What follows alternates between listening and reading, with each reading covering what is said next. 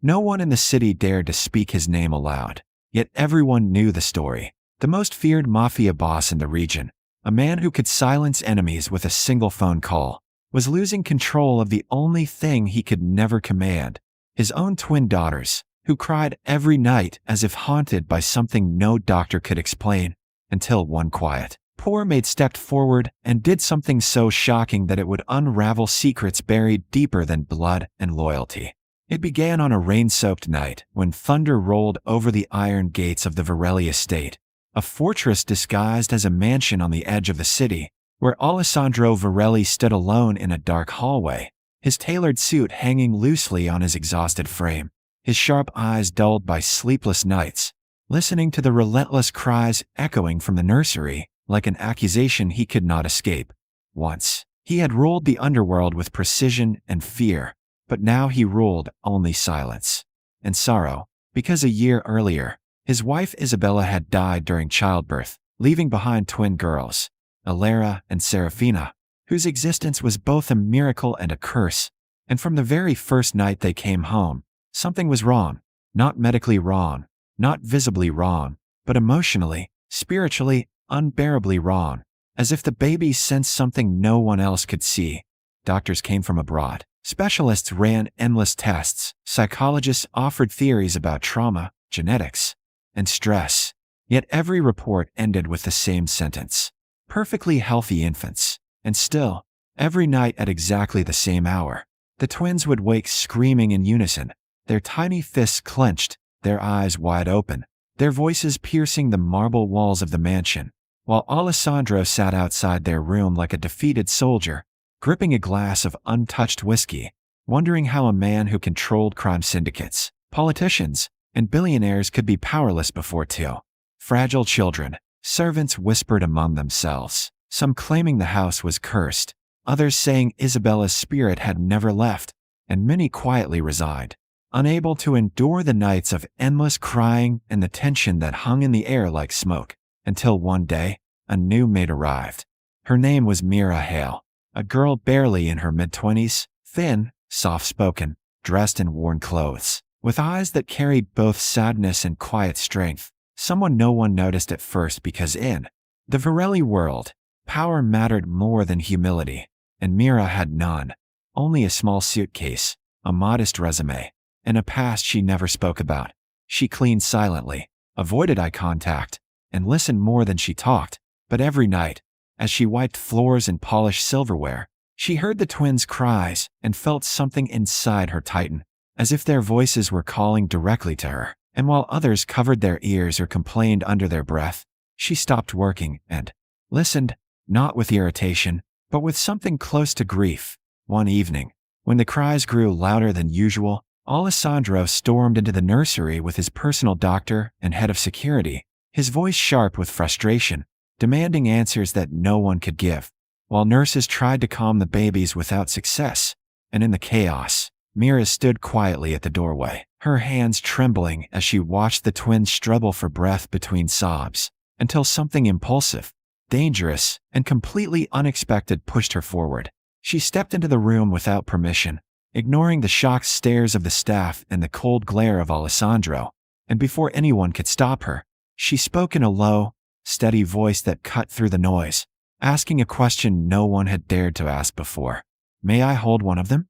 And for a moment, time froze, because in that house, no servant ever addressed Alessandro directly, let alone made requests about his children. Yet something in her tone was neither desperate nor arrogant, but strangely sincere, and Alessandro, worn down by exhaustion and desperation, hesitated only a second before nodding. Mira gently lifted Alara into her arms, her movements careful, almost instinctive, as if she had done this countless times before, and then, without looking at anyone, she began to hum a melody so soft and unfamiliar that it felt older than the house itself. And within seconds, something impossible happened. The crying stopped, not gradually, not partially, but completely, as if someone had turned off a switch inside the child's soul. Serafina, still in her crib, slowly quieted too, her wide eyes following Myra's face. While the nurses stood frozen, the doctor forgot to speak, and Alessandro stared as if witnessing a miracle he did not believe in.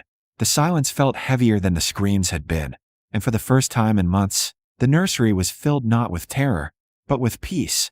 And while everyone tried to rationalize what they had just seen, Mira gently laid Alara back into her crib, bowed her head slightly, and walked out without a word, leaving behind a room full of people who suddenly realized that something far bigger than coincidence had just entered their lives. Because from that night onward, the twins slept only when Mira was near, and every time she left the room, the crying returned as if summoned by an unseen force, forcing Alessandro to confront a truth he never wanted to face: that the key to his daughter's mysterious suffering was not hidden in medicine, money, or power, but in the hands of a poor maid whose past he knew nothing about, and whose presence threatened to expose secrets he had buried long ago.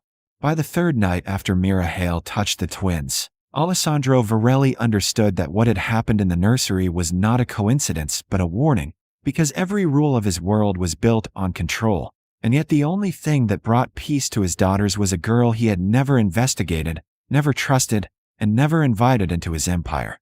The mansion changed almost overnight, whispers replacing fear, guards watching Mira more closely than intruders, nurses arguing over theories they could not prove, while Alessandro ordered his intelligence chief to dig into the maid's past with the same intensity he used to hunt traitors. But the reports that came back only deepened the mystery. No criminal record, no wealthy relatives, no connections, just fragments of a quiet life. Orphanage records in a distant town, short-term jobs, and a sudden disappearance from official systems for nearly 2 years, as if she had stepped out of existence and returned with secrets no database could trace. Meanwhile, Mira remained unaware, or pretended to be unaware, of the storm she had caused, continuing her duties with the same modest humility. But every night at exactly the same hour, she was summoned to the nursery like an unspoken ritual, and each time she entered, the twins reacted before anyone else moved, their cries softening the moment they saw her, their tiny hands reaching toward her as if she were not a stranger, but someone they had known long before birth. Alessandro watched these moments from the shadows, torn between gratitude and suspicion, because in his world, miracles were always traps disguised as blessings, and he could not forget that the last time he trusted someone completely, Isabella had died under circumstances he had never fully understood. One evening, driven by instincts sharper than logic, he followed Mira after her shift ended, watching her walk past the golden gates of the mansion into the quiet streets beyond, where luxury faded into poverty. And when she reached a small, abandoned church at the edge of the city, he felt a chill that no gunfight had ever given him. From a distance, he saw Mira light a candle inside the broken building, kneel before a cracked altar, and whisper words he could not hear. But the expression on her face was not fear. It was sorrow mixed with determination, as if she were preparing for something inevitable.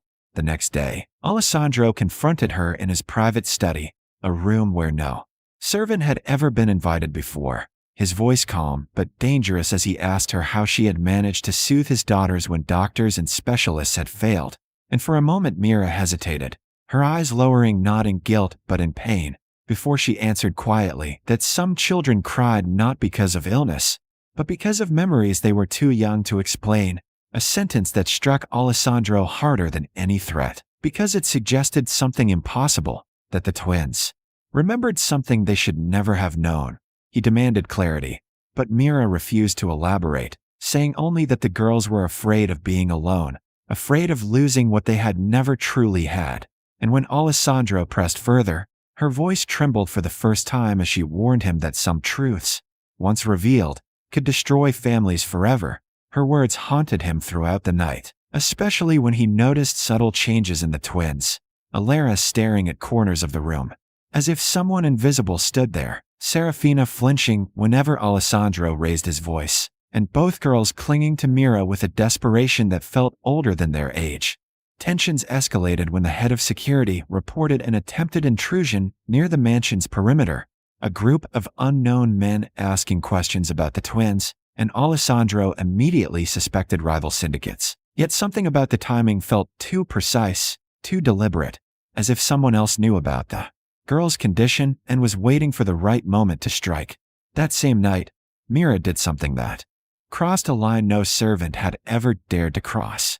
She entered Alessandro's office without knocking, her face pale, her voice urgent, telling him that the twins were not just frightened but threatened, not by enemies outside the mansion, but by secrets hidden inside it. And when Alessandro demanded what she meant, she looked straight into his eyes and said words that shattered the foundation of his empire. Your daughters are not afraid of strangers. They are afraid of what happened the night their mother died. The room fell into silence, so heavy it felt like the walls themselves were listening. Because Isabella's death had always been described as a tragic complication during childbirth, yet Alessandro had never allowed anyone to question that story, not even himself.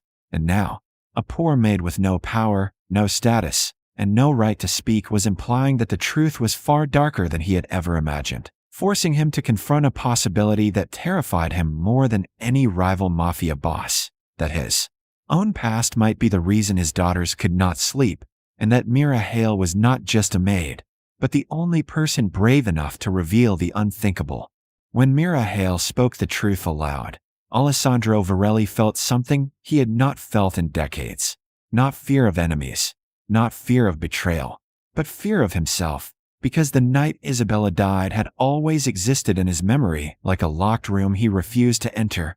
And now, with his daughters sleeping peacefully in the next wing of the mansion, while a poor maid stood before him with eyes full of quiet courage, that door began to open whether he wanted it to or not.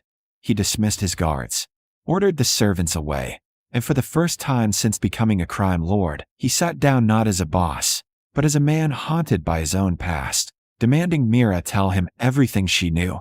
And after a long silence, she finally revealed the truth she had carried for years. A truth she had never planned to share until the twins' cries forced her hand. She had not come to the Varelli estate by accident, she said, nor by luck, because years ago, when Isabella was still alive, Mira had worked at a small private clinic under a false identity, a place Alessandro secretly owned to hide delicate operations beyond the law.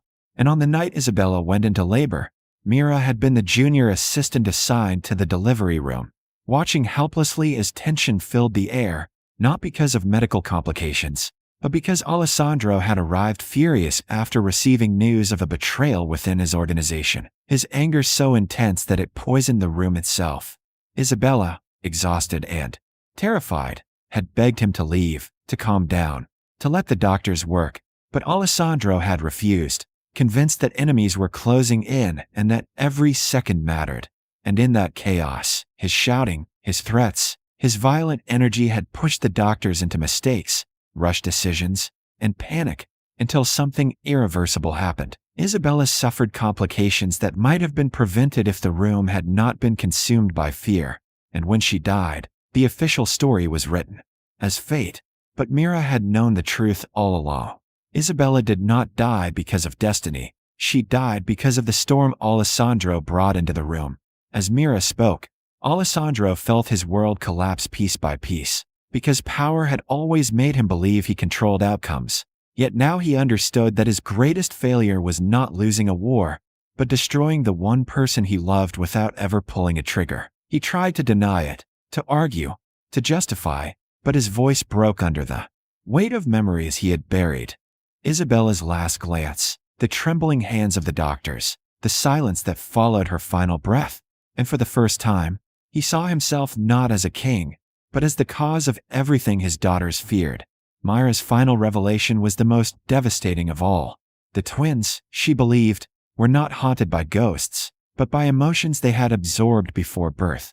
The terror, the chaos, the rage that filled the delivery room, because children born in violence often carried echoes of it in their souls.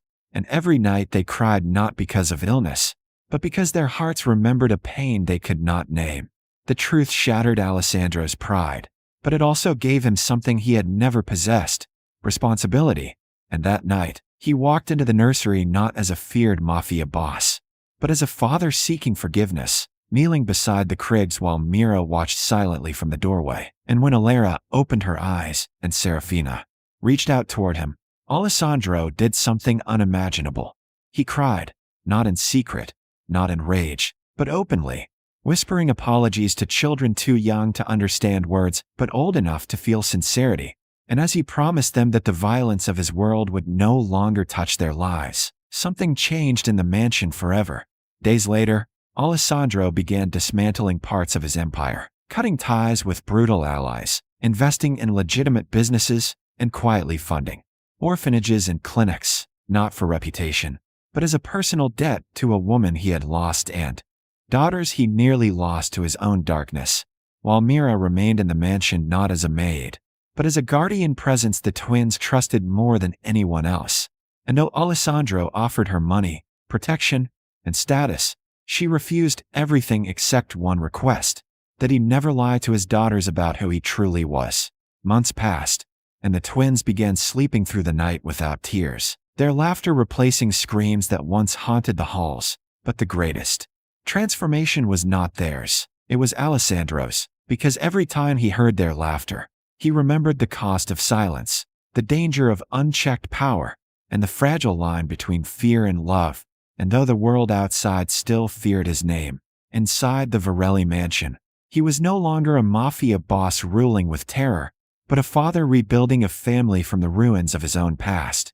While Mira Hale, the poor maid who dared to do the unthinkable, remained the quiet force that had turned darkness into truth and truth into redemption, proving that sometimes the smallest voice is the only one brave enough to reveal the secret that changes everything.